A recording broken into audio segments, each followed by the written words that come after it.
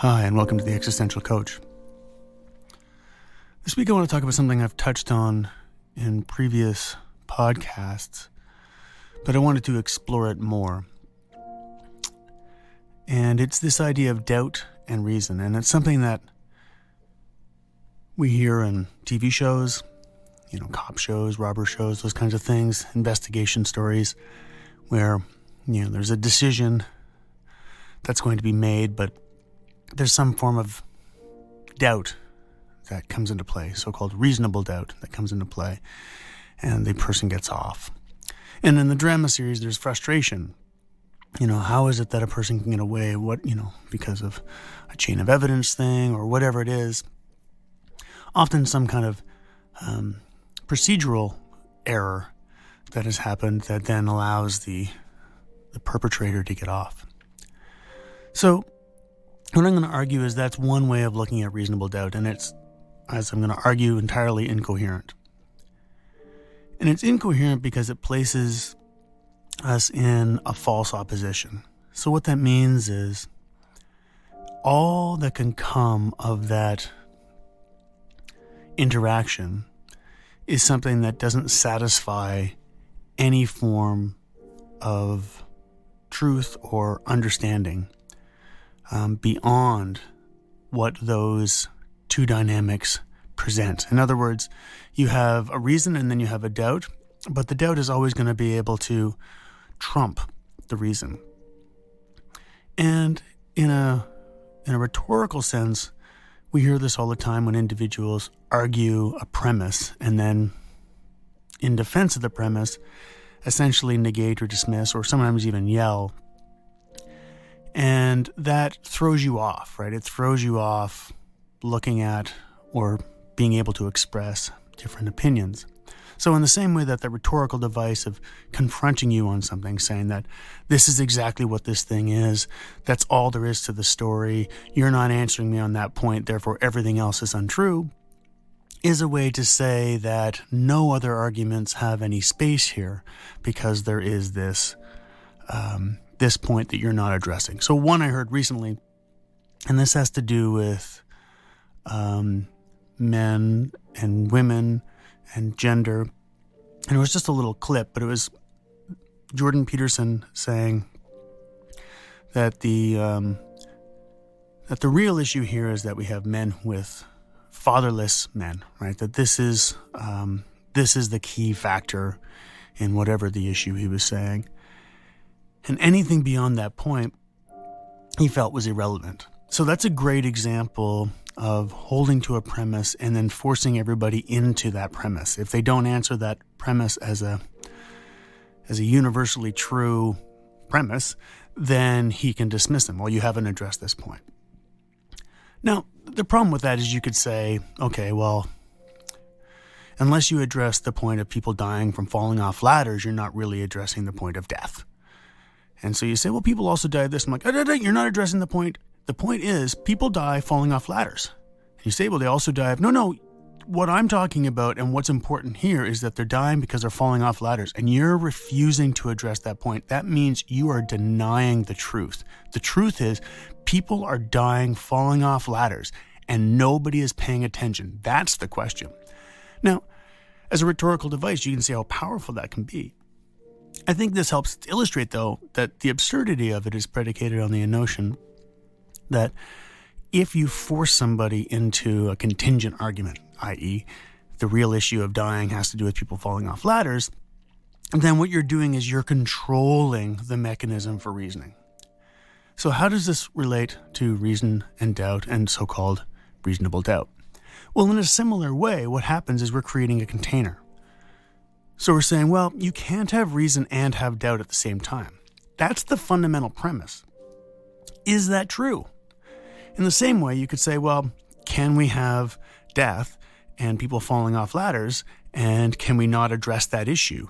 Well, of course, it can be a factor. In other words, people can die from falling off ladders. They can, in the case of Jordan Peterson's argument, and I have to use his full name because my name's Jordan, the issue is, well, of course, fatherlessness can be a factor, right? These are all factors, right? If you're doing research, these would be variables, and you would want to control for them in whatever way. So when we get back to this idea of reason and doubt and reasonable doubt, what happens is we start to notice that there's an epistemological frame within which we operate, and there's a presumption as to the merits of that frame. In other words, the idea is, of course it's right. Of course it's true. Of course that's what justice is. So what I'm going to say here is, let's shift our perspective. Let's change the glasses that we're wearing. Let's look up instead of down. Let's look out instead of in. Let's do whatever it is we can do to shift perspectives.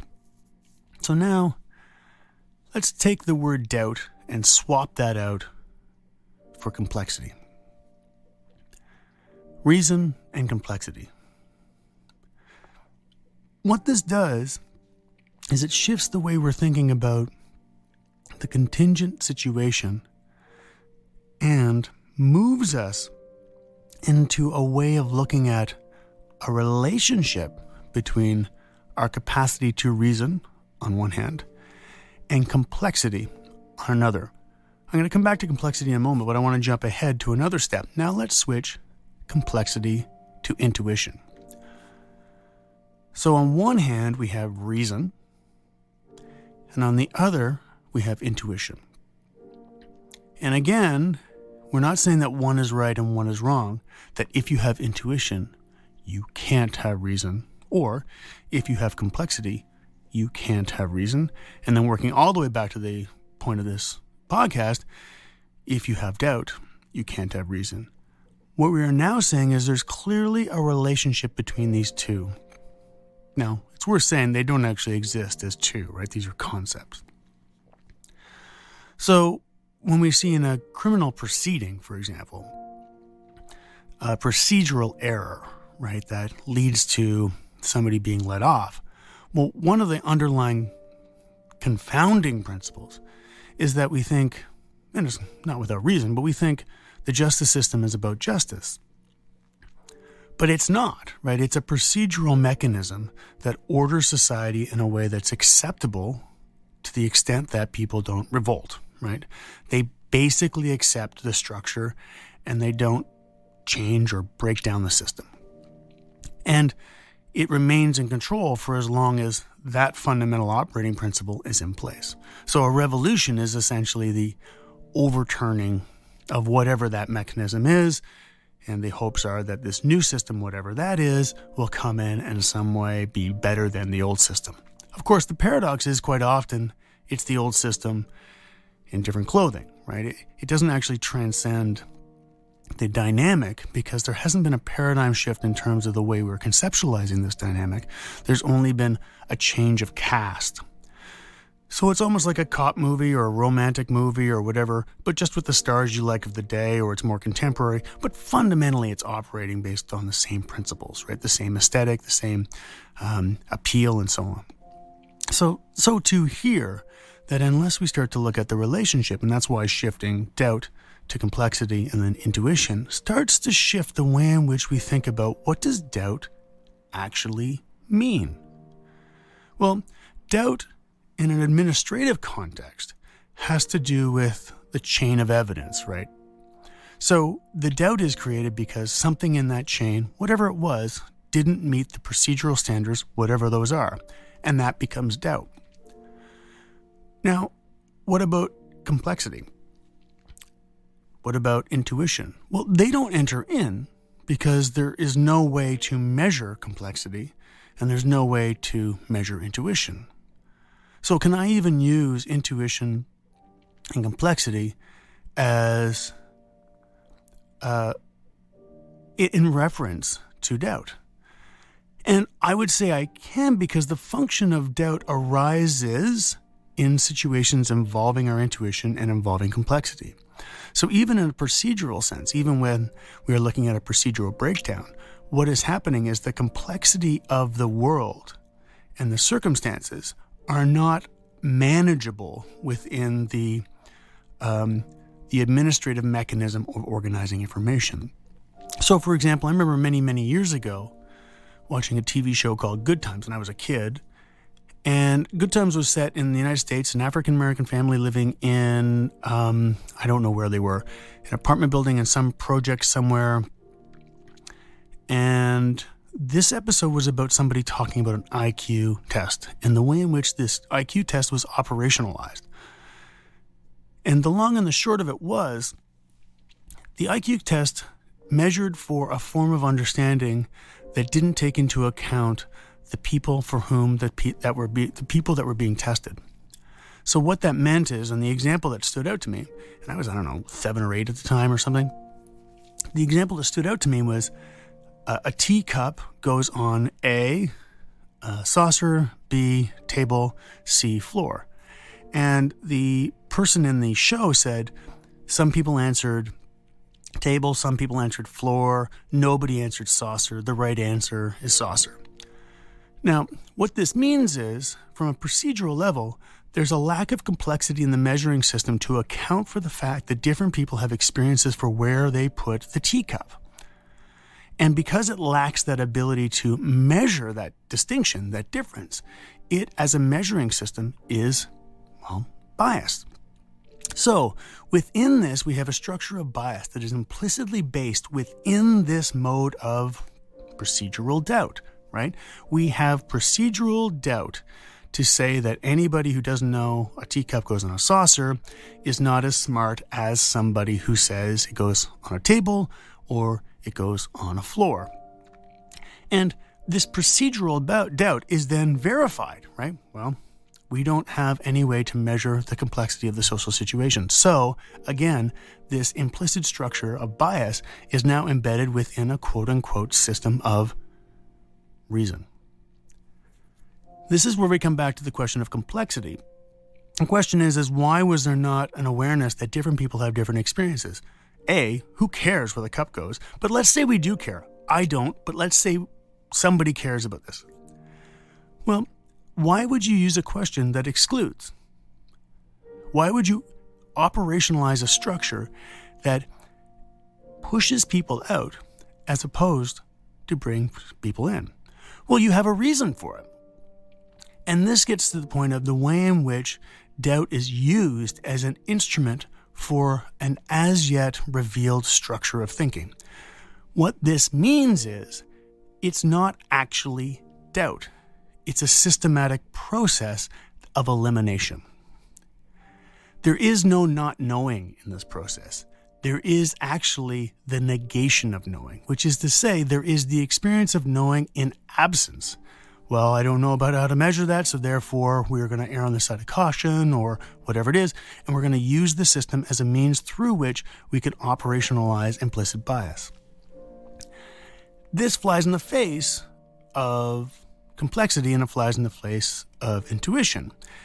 And once we switch from doubt to complexity to intuition, we start to get a sense of the way in which intuition, and I'll jump right through complexity to intuition, the way in which intuition is feared. And this, I would argue, is a structural impetus, a structural metric for patriarchy. So now what we're saying is we have a system that implicitly removes doubt, complexity, and intuition as a part of its operating procedure. Why? Well, it makes sense within patriarchy. Why? Because it makes sense within a system that seeks to control. Why? Because it makes sense within a system that is hierarchical in structure. Intuition and complexity, the challenge with these things is that it requires us to look beyond what we know. And this is where we get back to the idea that reason is doubt and doubt is reason. Doubt challenges the tolerance, the capacity, and the capability of our reason to create new meaning. Doubt is actually the catalyst for understanding. It is, like complexity and like intuition, something we rise to try and understand. The cap is created when there is an implicit structure in place that does not allow for reason to operate at a higher level, which is another way we can put this is to say doubt itself is used as an excuse for reason without understanding that doubt is reason. Okay, so that's kind of awkwardly put. So let me put it another way. You have something that you're trying to understand. You're learning how to do a math equation, or you're learning how to play a musical instrument, or you're learning a new language, or whatever it is. And so you're fumbling around. You're like, I think it's this, I think it's that. You're feeling frustrated, you have doubts, you thought you got it right, but for example, you did a test, you thought you did really well, and you get the test back, you're like, wow, that was not as good as I thought. So you are completely disoriented. And then that experience of being disoriented, you respond with a fear response, right? You respond like, okay, well, I don't want to feel disoriented. That's one response. The other response is, okay, I want to try and figure this out. I want to really understand what this is. I want to use doubt as a catalyst for reason. Notice that this is a form of empowerment, right? This shifts our way of thinking to be creative in terms of what we explore within our experience. So think of this in artistic terms. So Vincent van Gogh, kind of a classic example, has clearly a very different vision of what it means to be an artist. And during his life, with the exception of his brother and his wife, and a few others like Gauguin, there was not a lot of support for his work. Yet he persisted.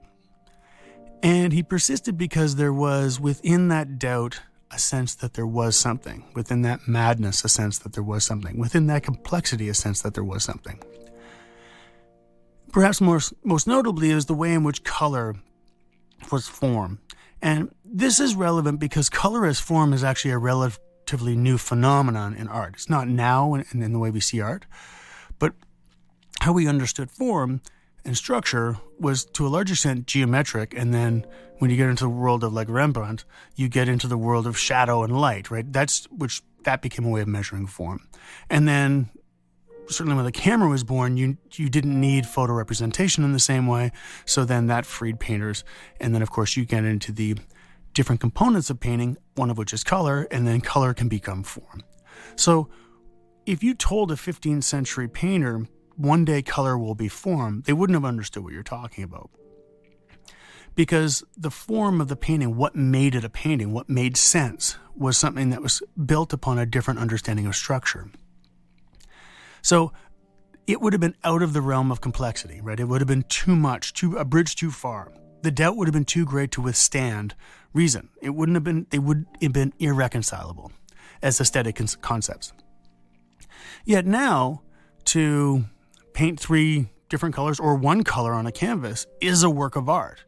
It exists as form. The complexity is to whatever extent kind of normal now. I haven't been to IKEA, but presumably you can get art of kind of quote unquote modern type painting or modern type, prints of modern artwork, people like 20th century and perhaps 21st century painters who in whatever way use color as form. So what this means is you're now shifting away from this idea of doubt as something to avoid and then moving into doubt as something to invest in. Similarly, jazz. Jazz is as an improvisational music. My take on jazz has always been jazz is a kind of punk music, right? It transcended. It sought to transcend through art the profound injustice and hate that still exists in society to this day. Now, jazz now is very different because jazz now has a kind of historic hue to it, right? Where it's being preserved, you can go to university for it, and so on. Similarly with classical music. Classical music in the day of Mozart or Beethoven is quite distinct than it is now. So what this suggests is the relationship we have in our understanding of something, that shifts. But it only shifts because doubt in some way is explored. That's why complexity and intuition become so central in understanding what doubt is.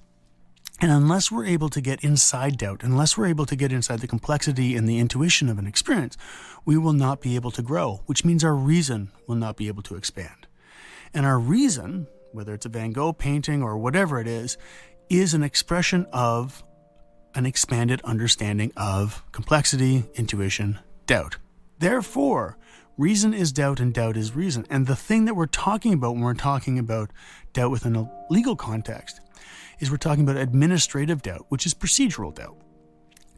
It's you can think of it on the intellectual kind of hierarchy. It's low, right? I mean, it's higher than other things, but it's low because it's very causally based. You do this, you do that, you do this, you do that. Oh, the chain's broken. That's the problem. Whereas complexity starts to speak and intuition starts to speak beyond the frameworks that we know, which is why they are higher forms of thought, because now what you're doing is you're introducing almost a quantum level way of thinking, which is moving beyond causation, as an example. And the challenge we face with causation is it's a presumption. So if you go back to the Jordan Peterson example, for him, the fatherless children, that was the argument. Just like my kind of mock version of that saying death is really about people falling off ladders. That's the issue. So that's locking somebody into a causal state that unless you address that, you can't address anything else. And it's problematic because it's not fundamentally addressing the fact that complexity operates within a different structure. And the challenge that we have in creating a reason is to seek a new language. Now I'm going to start sounding like Wittgenstein, but a new language. And in understanding the clarity within this language, that really what we're doing is we're understanding that a great deal of oppression and a great deal of limit and structural limiting on our experience is predicated upon the reason, the language that we're using, yet doubt is pushing us to change our language. This follows naturally within the question of gender. One of the things that's so fascinating is people are having issues with, whatever the pronouns are. Stepping back, really what this is, it's saying, I don't really know how to integrate this kind of doubt. I don't really know how to integrate this kind of complexity. I don't really know how to integrate this kind of intuitive understanding, which is beyond my control. Before, the world was ordered in a certain way, based upon a certain set of pronouns. Now that's changed, and I don't know how to deal with that. That is doubt. The only question now is, what will you do with that doubt? Will you expand your reason? Will you accept the challenge of doubt and expand your reason? Or will you retreat? Will you move into a regressive position? Kind of take a fallback view in like an originalist type view or whatever it is, where you say, well, that's when truth was, and you lock into that position. Just as Jordan Peterson was locking into the idea of really the question we're talking about is fatherless children, or my mock version, really the question we're talking about is people dying from falling off ladders. This is a reductionist view. It is not embracing doubt as reason. And that's the paradigm shift. Can we move to a form of reasoning that is doubt? And I'll say that again. Can we move to a form of reasoning that is doubt? That is doubt. Not embraces, not does sometimes, that is doubt. One of the things that's interesting when I talk to young people is what may be unusual for me is for them. So they won't really understand. Well, a classic example is young people. I think a lot of young people are just kind of flummoxed that people are talking about environmental issues as if it's something you talk about. They're kind of scratching their head like, no, it's clearly a thing. Older people are like, well, maybe it's a bit of a thing, or maybe we should do something, or older people are still thinking in an old cognitive paradigm. Whereas young people, they're just like, I don't know how to talk to you about this. Like, it's a thing. It's not something the young person doubts. It's something that they just know is the case, right? They see it around, they're impacted by it, all the rest of it. They grew up with inside of a conversation where it was no longer about doubt and complexity and intuition. It was more about, oh, well, this is a part of our vernacular. This is a part of the overall experience that we can talk about. Where somebody who's older, they're still operating from, no, we're talking about the environment. We're going to do something about the environment. We're going to get on that. We're going to find a solution. We're going to have some technological kind of God come in and make it all better. So it's a classic, and I think contemporary example of the way in which doubt for one group of people creates this sense of, well, we can't trust this reasoning process. And doubt for another is just incorporated fully into reason. That there is, for all intents and purposes, no difference between these two things for that person who sees that, well, clearly the environment's an issue, next question, versus the older person is, well, different people have opinions about it. That's a very different way of understanding. Similarly with gender.